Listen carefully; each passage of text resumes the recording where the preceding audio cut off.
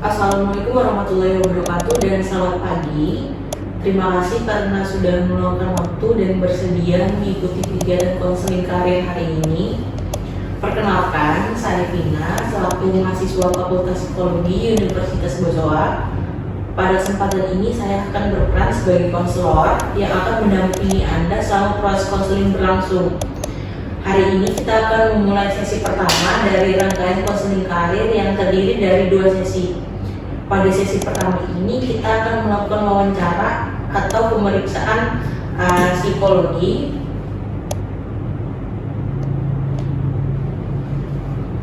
melalui tanya jawab untuk memahami kondisi diri Anda terkait rencana pendidikan atau karir. Informasi yang diperoleh pada sesi ini akan menjadi dasar untuk pembahasan pada sesi kedua yang akan dilaksanakan pada hari lain selain dengan kesepakatan bersama.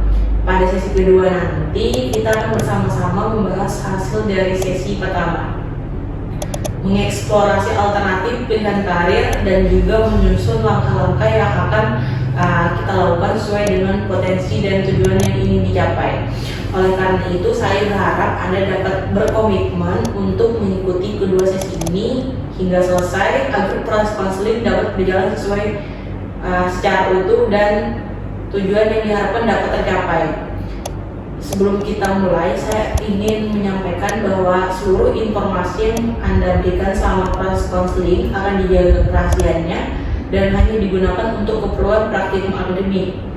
Tidak ada jawaban benar atau salah, sehingga saya berharap Anda dapat menceritakan apa yang benar-benar Anda rasakan dan pikirkan dengan jujur dan terbuka. Apabila di tengah proses nanti ada pertanyaan yang membuat Anda kurang nyaman, Anda berhak untuk menyampaikan atau meminta penjelasan terlebih dahulu. Apakah Anda bersedia mengikuti proses konseling ini sampai dengan sesi kedua? Ya Kak, saya bersedia.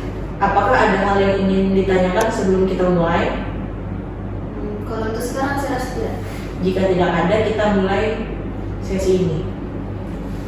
Oke, bagaimana kabarnya hari ini? Kalau kabar hari ini baik Kak. Baik, oke.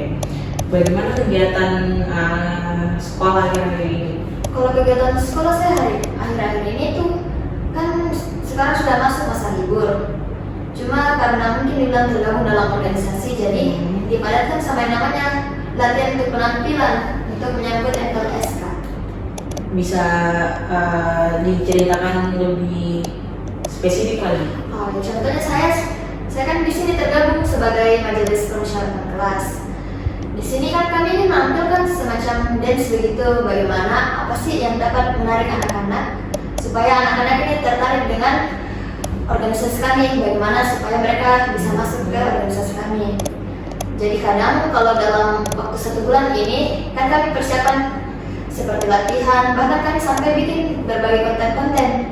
Konten-kontennya itu kami usahakan bisa dibilang konten yang terbaru, unik, dan tentunya bisa dibilang apa sih yang menjadi minat dan bakatnya anak-anak supaya mereka bisa tergabung dalam organisasinya kami. Jadi memang untuk saat ini kami dipadatkan untuk menyambut mereka Kak. Oke. Sekarang duduk di kelas berapa ya? Kalau saya sekarang sudah memasuki masa kelas 12. Kelas 12. Itu kalau di sekolah itu kan biasanya ada jurusan IPS, ada IPA, ada bahasa. Sedangkan kamu itu di jurusan apa? Sebenarnya kan awalnya saya mau ambil IPS kan. IPS. Cuma sekarang setelah pergantian kurikulum menjadi kurikulum merdeka. Iya, kurikulum merdeka. Sekarang ini di sekolah saya mungkin menjadi salah satu dari sekolah yang sudah menerapkan mapel pilihan. Jadi konsepnya itu waktu kami naik kelas 11, ini kami kan dibagikan semacam 5 angket. Nah, dalam 5 angket ini berisi banyak pertanyaan. Kira-kira minat dan bakat kita apa? Apa sih mapel yang mau kita ambil? Kalau saya itu sekarang mapel peminatan yang saya pilih itu geografi. Biografi. Oh, ada apa aja nih? Kan ada 5 nih. Iya. Ada apa aja? Boleh disebutkan? Yang pertama itu kalau yang saya pilih ada geografi, bahasa Jepang, informatika, sama fisika. Oh. Iya, mapel peminatannya seperti mau penjuran kemana? Oh, saya kira kurikulum Merdeka itu kayak misalnya dari kelas 10 itu kan biasanya ada IPA, IPS, bahasa kan, ada 3. Terus pas naik ke kelas 11 itu mulai nih peminatan kira-kira maunya menjurus kemana nih, ke IPA atau IPS. Terus pas nanti kelas 12 baru kita masuk ke mapel yang kita minati begitu, bukan begitu ya? Bukan begitu kan, mungkin memang ada beberapa yang berbeda nih dari tiap sekolah. Ada yang berbeda. Tapi minatnya memang ke jurusan itu apa? Geografi. Kalau dibilang geografi yang saya sekitar suka. Tapi kalau dibilang mau mendalami, saya jujur mau mendalami PPKN sama bahasa. PPKN. Oh, mau PPKN. Iya. Pelajaran apa yang paling disukai? Kalau sekarang saya paling suka itu pelajaran bahasa Indonesia. Bahasa Indonesia. Kemudian pelajaran apa yang paling tidak disukai? Kalau paling tidak disukai mungkin seperti kebanyakan siswa-siswa yang lain kan. Matematika ya, oke. Bagaimana hubungan dengan teman-teman di sekolah? Kalau hubungan saya dengan teman-teman. Bestie biasanya. Oh, bestie. Bisa bilang akrab-akrab saja. Cuma mungkin terbilang saya orangnya agak friendly. Jadi lebih banyak lah kenalan. Lebih banyak teman dibanding bisa bilang terlalu akrab. Lebih lebih banyak relasi. Kemudian untuk hubungan dengan guru nih bagaimana? Ini kan sudah dari teman, terus guru bagaimana? Kalau dibilang hubungan dengan guru, bisa bilang agak baik. Kenapa saya bilang begitu? Pertama kan bisa bilang saya anak organisasi. Jadi sudah jelas dapat kepercayaan dari guru. Otomatis kadang kalau saya mau bertanya seputar event organisasi atau bahkan lomba, kadang saya langsung bertanya dan mereka baru mereka itu langsung menjawab jika saya kak. Kayak memang mungkin agak dibilang agak akrab, agak dekat lah. Tapi biasa untuk anak-anak SMP atau anak-anak SMA itu biasanya memang jiwa-jiwa untuk mengeksplorasi dan ingin tahu gitu kan. Kemudian apa yang membuat kamu ingin mengikuti konseling karir hari ini? Kalau dari saya, mungkin bisa dibilang beranjak dari mungkin rasa ingin tahu. Berarti ada bingung mungkin ya? Iya, karena kan kadang bisa dibilang kalau masa SMA kan, apalagi dengan munculnya kurikulum Merdeka, jadi kita kadang semakin bingung.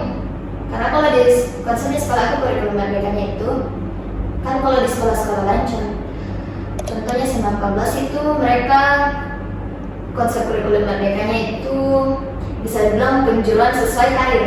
Contohnya terbagi dalam mau karirnya itu di kedokteran atau hukum atau bahkan manajemen.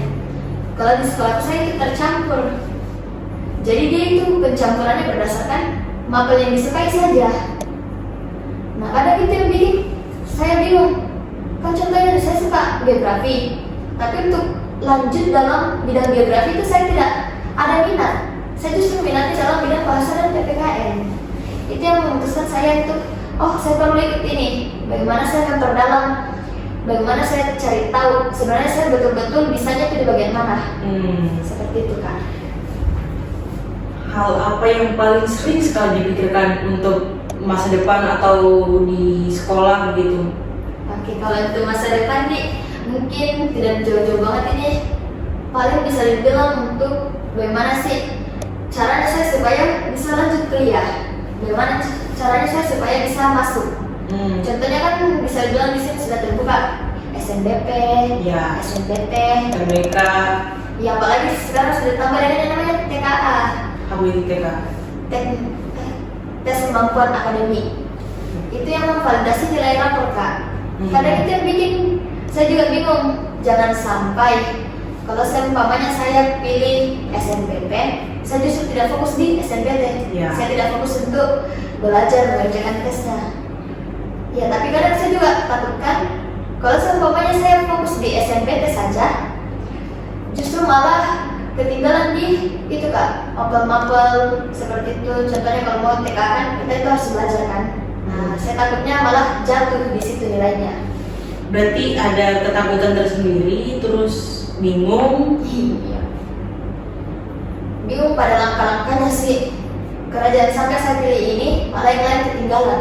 Apa yang membuat kamu takut? Kalau takut itu pertama, saya takutnya jangan sampai malah Sampai pilih jurusan. Iya, salah satunya itu saya salah pilih jurusan, saya masuk pada hal yang bahkan saya tidak sukai. Yang kedua itu saya justru takut sama yang namanya kegagalan. Saya takutnya jangan sampai ketika saya sudah lulus, saya justru gagal diterima di kuliah kan. Karena jangan sampai bisa bilang nilai saya kurang, atau bahkan orang-orang mungkin merasa bahwa sertifikat saya itu tidak terlalu penting gitu. Sejak aku memikirkan hal itu? Kalau dibilang untuk masuk kuliah, saya mulai awal pikirkan itu pasnya SMP. Saya mulai Pas dari SMP? Iya, saya sudah pikirkan bilang saya mau masuk di sini, saya mau jurusan ini. Tetapi untuk secara pendalaman itu saya pada masuknya pada SMA. Kayak bisa bilang lebih seperti ini yang saya sukai, seperti ini caranya saya raih ini. Jadi lebih mendalam pada SMA, terutama pada kelas 11. Mengingat sudah banyak juga kan kakak-kakak yang mengajarkan saya seperti ini caranya kalau mau masuk kuliah. Kira-kira penyebabnya itu yang apa penyebab kamu mulai memikirkan hal itu?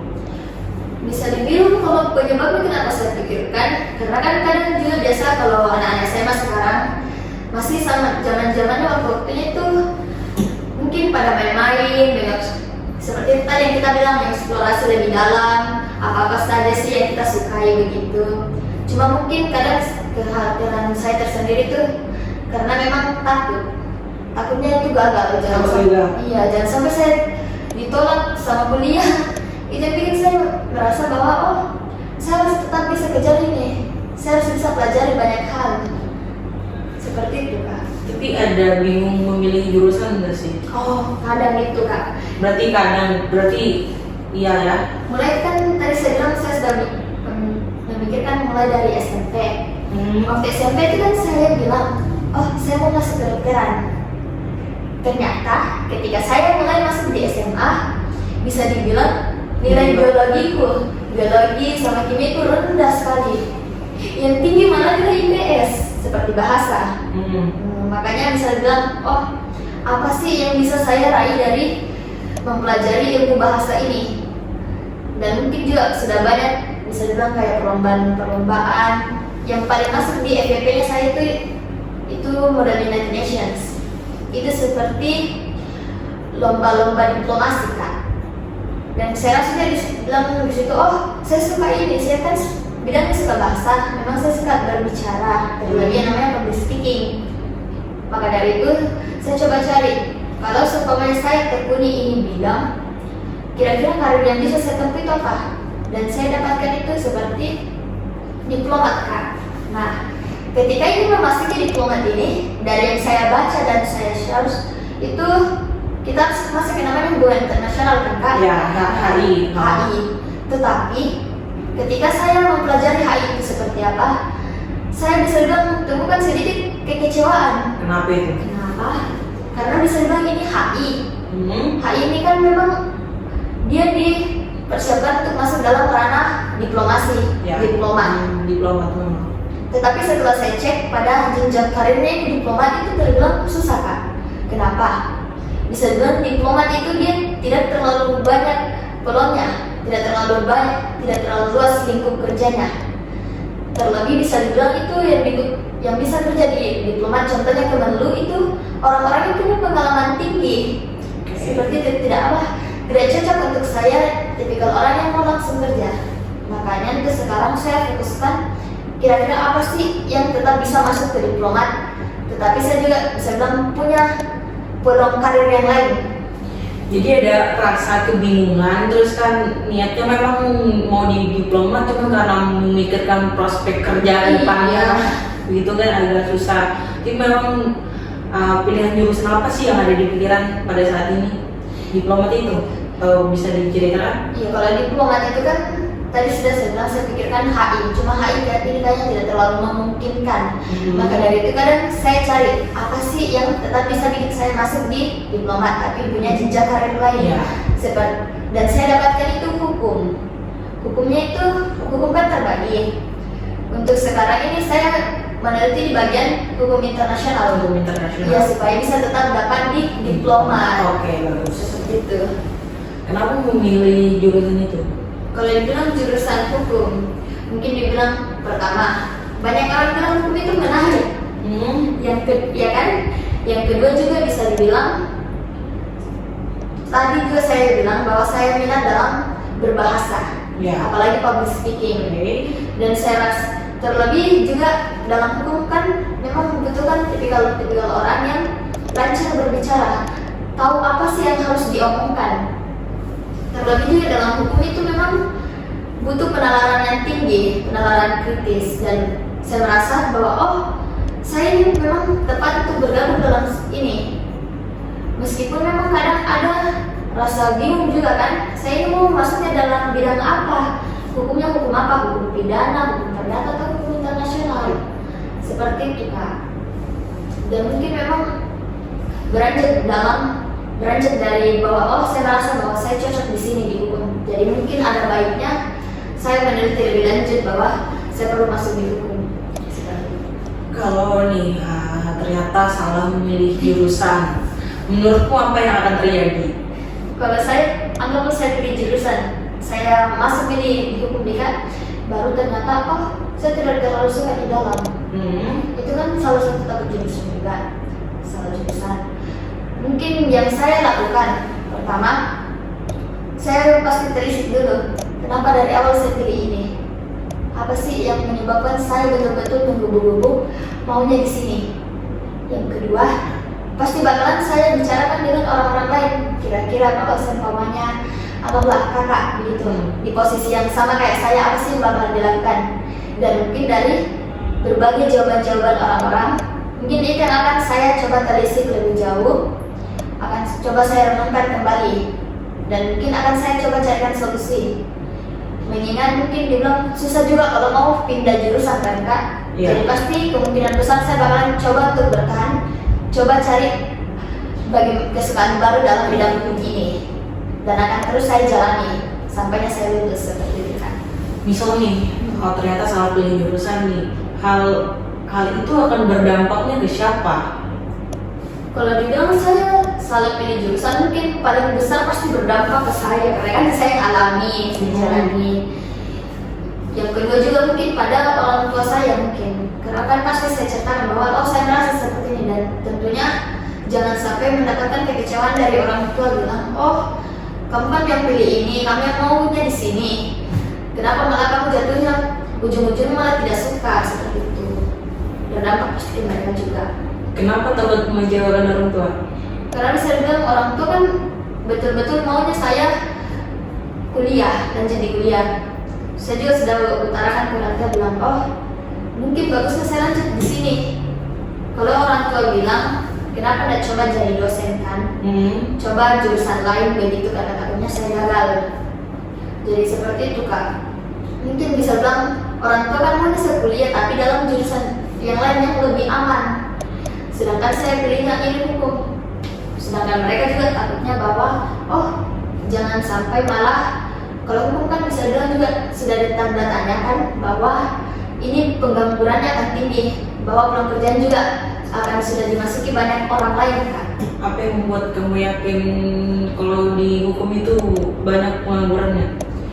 Bisa dibilang dari berita-berita, bahkan banyak yang sudah bilang. Contohnya saja, ada temanku, dia punya kenalan ini lulusan hukum juga, cuma bisa bilang dia susah sekali dapat kerja Kak. Apalagi sekarang kan sudah banyak orang yang memang mau juga hukum, sedangkan ini di Indonesia saja bidang hukum ini bisa dibilang tidak terlalu luas Kak. Kalaupun memang ada, itu butuh spesialisasi yang lebih tinggi, seperti tadi butuh pengalaman kerja yang lebih tinggi lagi. Mau masuk ke HI tapi mau juga masuk hukum, kan sama-sama ini public speaking ya. Jadi karena mengingat di HI tadi harus ada pengalaman atau prospek kerja yang bagus, jadinya bagaimana caranya supaya dapat juga di vibes di HI, terus bagaimana juga supaya tidak ada supaya prospek kerja juga enak gitu. Jadi memang arahnya mau ke hukum tapi di bagian internasional, hukum Iya. internasional. Kemudian kenapa harapan orang tua itu begitu penting bagi kamu? Kenapa begitu penting? Pertama mungkin dia bilang, saya takutnya orang tuaku bisa dibilang agak sudah menjelang tua dan ternyata mungkin sudah waktunya mereka untuk tidak bisa bekerja lagi. Saya takutnya Oke. pada itu. Jangan sampai mereka sudah capek-capek mengeluarkan uang, capek-capek bekerja bahkan, tapi saya masih tetap tidak bisa penuhi ekspektasinya mereka. Terlebih bisa bilang langsung lanjut kerja. Begitu Kak. Kalau semisal tidak ada hambatan apapun nih, kamu ingin menjadi apa? Kalau dibilang tidak ada hambatan apapun, terlebih bisa dibilang ekonomi, pasti saya tetap kejar itu hukum Kak. Di hukum internasional. Memang hukum internasional ya. Iya. Kemudian cita-cita sejak kecil tuh apa sih? Oke, mungkin kalau dibilang cita-cita sejak kecil itu saya mau jadi dokter Kak. Oke. Cuma memang waktunya kan betul-betul SMP tuh, saya harus jadi dokter ini. Saya pelajari itu kan semua bagaimana itu caranya masuk dokter, kuasnya, berapa lama. Cuma memang tadi yang saya bilang juga, pas saya masuk SMA, ternyata tidak sesuai ekspektasi saya. Ternyata memang saya kurang dalam bidang biologi. Seperti itu Kak. Apa yang membuat kamu tertarik? Apa yang membuat kamu tertarik di jurusan itu? Di jurusan apa? Di kedokteran kan tadi sempat nih menggebu-gebu mau jadi dokter. Apa nih yang membuat kamu tertarik pada jurusan itu? Kalau dibilang yang bikin saya tertarik di dokter kan, yang pertama mungkin kan kadang sekarang era globalisasi jadi sudah banyak ya yang muncul-muncul itu di FYP terlebih dibilang jurusan-jurusan itu yang bisa dibilang yang bikin saya tertarik bahwa oh dokter itu keren, dokter itu kerjanya bagus sekali, bahkan bisa bilang dipandang sama masyarakat seperti itu Kak. Itu yang bikin saya bilang oh apalagi gajinya juga bagus kan, bagus spesialisasi, jadi oh bagus ini kalau saya masuk di dokter. Terlebih orang tua juga bisa bilang tidak masalah kalau kamu bisa. Berarti memang dapat dorongan dari orang tua. Ternyata pas dicoba ada beberapa mata kuliah yang memang kayaknya nggak cocok deh masuk di sini. Tapi ada mata pelajaran yang memang menonjol untuk diminatmu gitu kan. Pelajaran apa yang paling bagus nilainya?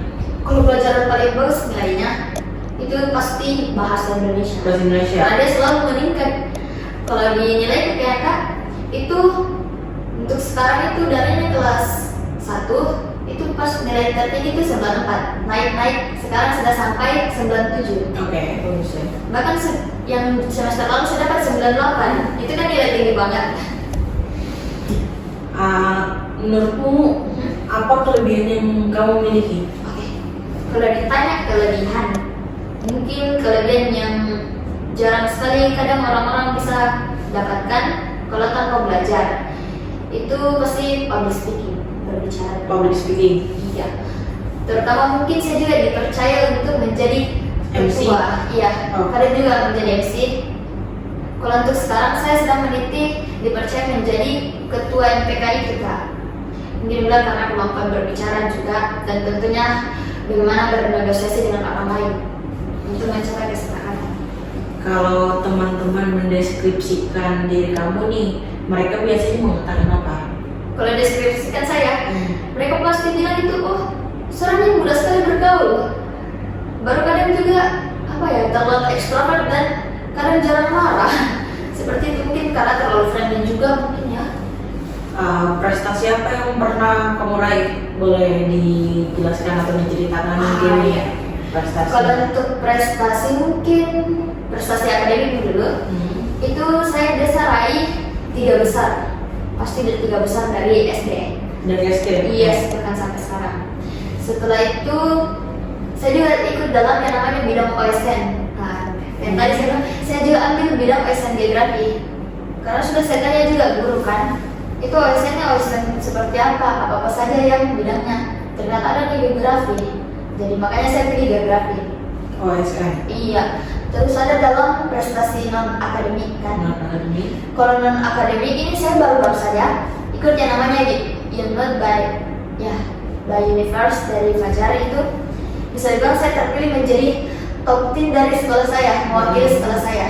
Dan bahkan setelah dipertemukan dalam 21 sekolah ini di 210 orang, saya pun juga terpilih menjadi top 10 mereka, top 10 delegate, bisa bilang di peringkat-peringkat teratas kan, masuk dalam jajaran 10 besar. Itu kan menjadi satu kebanggaan terbesar buat saya. Saya juga bahkan pernah ikut yang namanya lomba resensi buku.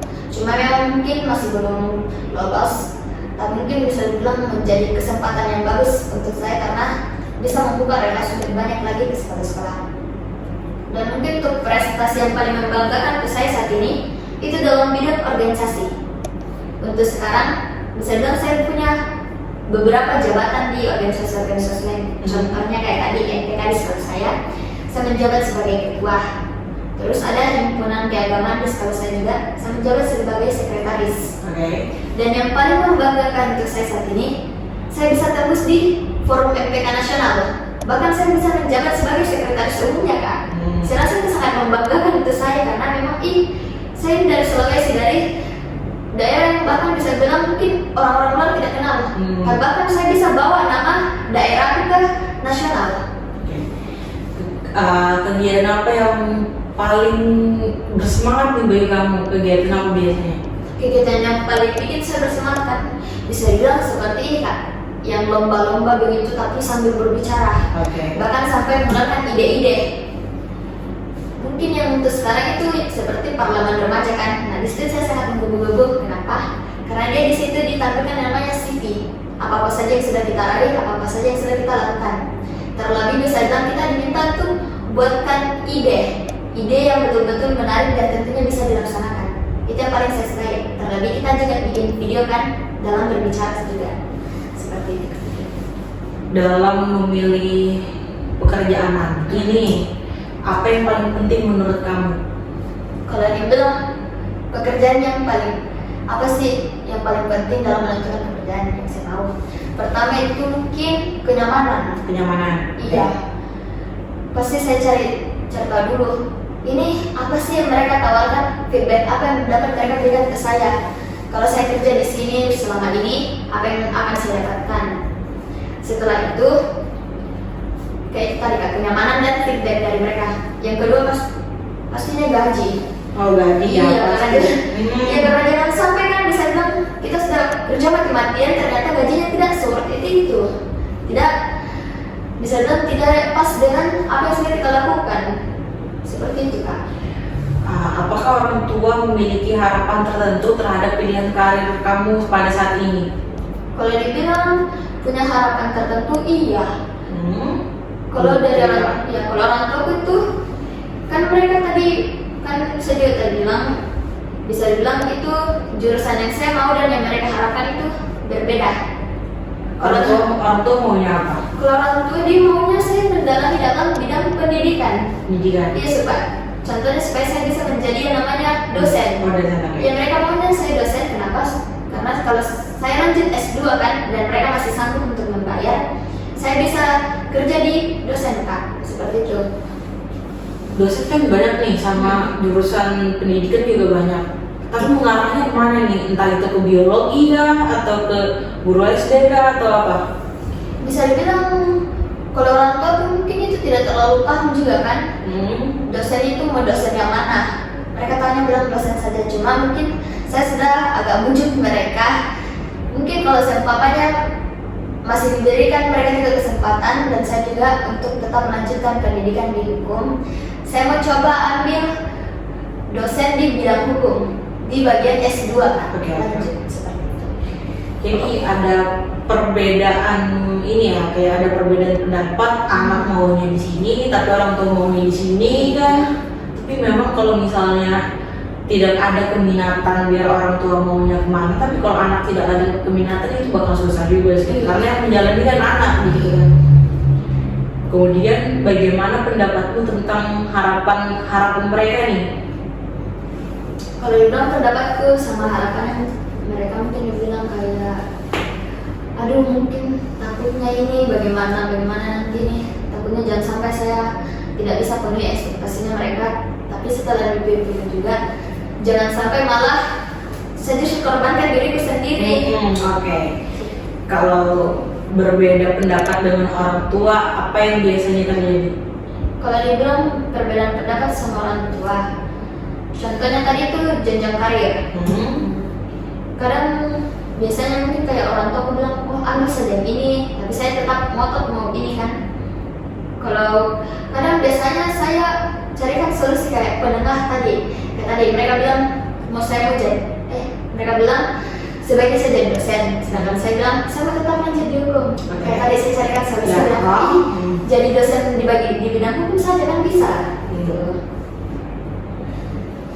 Tapi untuk kita lihat dulu dari pengaruh lingkungan nih, apakah teman-teman itu mempengaruhi pilihan kamu? Kalau dibilang mempengaruhi, bisa dibilang tidak terlalu mempengaruhi, cuma memang pasti ada sedikit pengaruhnya. Contohnya seperti apa, kayak Ikut-ikutan teman. Ikut-ikutan teman, mereka bilang kayak, ih bagus gini kalau kamu masuk di sini, ih karena kan kamu itu pintar berbicara, jadi mending kamu ikut ini, bagus gini, seperti itu. Ada bisa dibilang mereka percayakan pada saya untuk saya ikuti, seperti itu kan. Jadi saya bilang kayak, oh ya temanku percaya dengan saya, pasti mereka juga paham bahwa oh sepertinya ini saya memang bisa, jadi saya langsung terobos saja. Apakah ada tokoh yang menjadi panutanmu nih saat ini? Kalau tokoh yang menjadi panutan saya saat ini apa ya? Oh, misalkan mungkin aja Shihab, karena saya suka bagaimana caranya menalar dan tentunya bagaimana dia berbicara, bahkan mengutarakan ide-idenya, persoalan-persoalan yang ada di kepalanya, seperti itu kan. Siapa yang paling berpengaruh dalam keputusan kamu? Keputusan yang seperti apa itu kan? Misal dalam pemilihan karir nih, siapa yang paling berpengaruh dalam keputusan itu? Orang tua kah? Siapa kan? Dirimu sendiri kah? Kalau untuk dengan keputusan, pasti tentunya saya kan, karena kan bisa bilang, oh saya ini yang akan jalan, jadi pasti saya mulai dari awal itu saya tentukan harus seperti ini, langkah-langkahnya seperti ini. Jadi memang keputusan terbesarnya yang paling berpengaruh tetap diri saya. Menurutmu apa hambatan terbesar? Kalau hambatan terbesar saat ini itu bisa bilang contohnya ya Pak, dan memang bisa dibilang selalu menjadi kendala terbesar bagi siswa-siswa SMA. Contohnya nih kalau kami mau SNBP kan, tembak SNBP itu untuk sekarang itu yang paling membuat mereka takut itu TKA. Takut bahwa oh ini TKA ini sangat-sangat susah. Bahkan bisa dibilang kayak apa yang mereka pelajari itu bisa dibilang lain, sedangkan yang masuk juga lain. Terlebih untuk sekolah saya bisa dibilang di bagian daerah pinggir kota Makassar kan, itu jangan sampai malah bisa dibilang kayak kampus-kampus ternama itu tidak melirik kayak saya kan. Tapi untuk pemilihan jurusan kan sudah pernah berdiskusi dengan mereka kan. Terus tanggapan mereka pada saat itu ya kamu kan memilih jalan tengah nih. Apa yang membuatmu kurang percaya diri biasanya? Kalau dibilang kurang percaya diri, paling saya takutnya kayak itu tadi, jangan sampai saya tidak bisa penuhi ekspektasinya mereka. Terlebih bisa bilang kalau menyangkut yang namanya biaya kuliah kan. Ada permasalahan ekonominya. Iya. Pernah mengalami kegagalan sebelumnya? Oh iya, sering sekali. Bisa diceritakan? Contohnya seperti ini prestasi akademik kan Kak. Kalau bilang kegagalan saya yang paling sering itu di tahun lalu. Pertama saya coba daftar. Ini kan memang saya ikut-ikut lomba begini supaya saya dapat sertifikat yang bisa dilirikkan sama kampus-kampus. Saya coba daftar di SMA, ditolak. Saya coba lagi daftar di Parlemen Remaja, ditolak lagi. Saya coba lagi daftar di NFL Kota Terbaik di UGM, ditolak juga lagi. Oh ditolak? Ditolak terus. Ditolak? Oh. Iya, bahkan sekelas yang saya juga pernah lomba di Yamaha kan, ternyata saya tidak menang. Jadi mungkin bilang kayak kegagalan saya paling sering itu di tahun lalu. Tapi berpengaruh nih sampai sekarang? Bisa dibilang berpengaruh sih. Kalau dibilang pengaruh negatifnya itu bisa bilang kayak kadang saya merasa takut. Intinya contohnya kayak tadi saya juga mau ikut Parlemen Remaja saat ini. Kadang saya pikir sama jika kalau sebelumnya saya ikuti lagi nanti kayak tahun lalu lagi pasti bakalan gagal lagi. Tapi untuk sisi positifnya, pertama saya lebih dikenal sama guru-guru di sekolah. Bisa dibilang mereka juga bahkan banyak membantu saya memberikan informasi-informasi. Oke. Dan tentunya juga yang kedua itu bisa bilang saya lebih banyak relasi. saya jadi lebih banyak bertambah pengetahuannya. Dan yang ketiga itu saya juga bisa bilang lebih banyak dapat yang namanya pengalaman. Contohnya mungkin bisa bilang saya pede sekali nih, tahu tuntas sekali berbicara, ternyata masih ada kekurangan. Makanya di tahun ini saya ikut yang namanya ini kelas berbicara, dan bahkan malah bisa bilang meningkatkan kemampuan saya dalam berbicara, Kak. Itu kan sisi positifnya, bahwa oh ternyata dari kegagalan saya bisa lebih meningkat lagi ke depannya. Oke, dari pembicaraan hari ini saya menangkap bahwa adik Dea mata pelajaran yang paling disukai itu di biografi gitu kan, di bahasa Indonesia. Kemudian ada rasa kebingungan untuk langkah-langkah yang sedang dialami, takut salah pilih jurusan, takut kegagalan. Kemudian pas SMP sama SMA itu ternyata pas sudah mendalami tidak sesuai ekspektasi gitu ya. Kemudian tapi merasa di public speakingnya bagus nih. Pada pertemuan berikutnya kita akan membahas alternatif pilihan yang sesuai dengan potensi dari kondisi yang sedang kamu miliki. Kemudian nanti kita akan menyusun langkah-langkah apa yang bisa kamu lakukan ya. Oh yes. Baik, terima kasih untuk hari ini karena telah bersedia berbagi cerita dan menyampaikan pengalaman dan juga pemikiran Anda dengan terbuka. Dari pembicaraan ini saya memahami Anda bahwa Anda sedang menghadapi beberapa pertimbangan terkait pilihan karir dan masa depan yang masih perlu kita eksplorasi lebih lanjut. Pada sesi hari ini kita akan mengidentifikasi permasalahan dan mulai memahami faktor-faktor yang mempengaruhi pilihan karir Anda. Hasil pembicaraan ini akan menjadi dasar untuk kita masuk ke sesi 2 nanti. Sesuai dengan kesepakatan kita di awal, pada pertemuan berikutnya kita akan melanjutkan proses konseling dengan membahas alternatif pilihan yang sesuai dengan potensi, minat, dan tujuan kamu nanti ke depannya. Kemudian bersama-sama kita menyusun langkah-langkah yang dapat kita lakukan nanti ke depannya. Dan saya juga berharap rencana yang telah kamu susun dengan baik ini dapat mulai kamu lakukan secara bertahap. Semoga proses konseling ini dapat membantu kamu dan dalam mengambil keputusan karir yang sesuai dengan potensi dan minat dan juga nilai-nilai yang kamu miliki. Sebelum kita akhiri, apakah ada hal yang ingin kamu sampaikan atau ada yang ingin ditanyakan? Kalau yang mau saya tanyakan, mungkin dari pendapat Kak, kira-kira setelah mendengar apa tadi yang saya ceritakan, menurut Kak itu saya harusnya ngapain begitu? Tadi kan karena memang ada perbedaan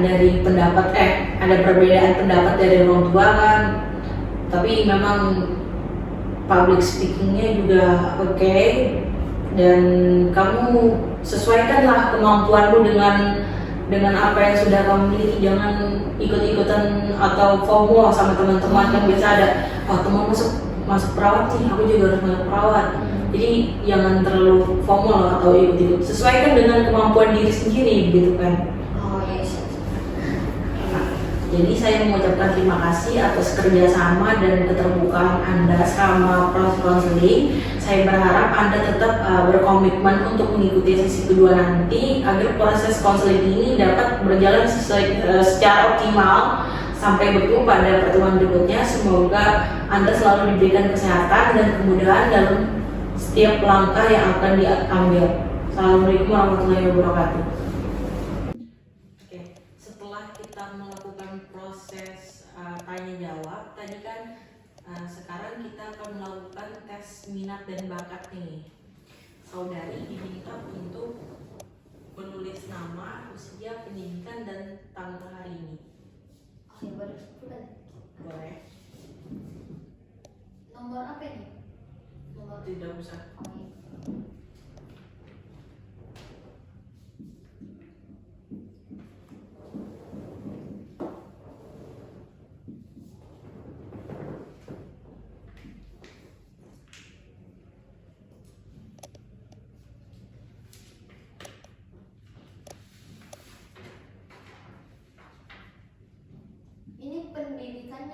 pendidikan yang sekarang.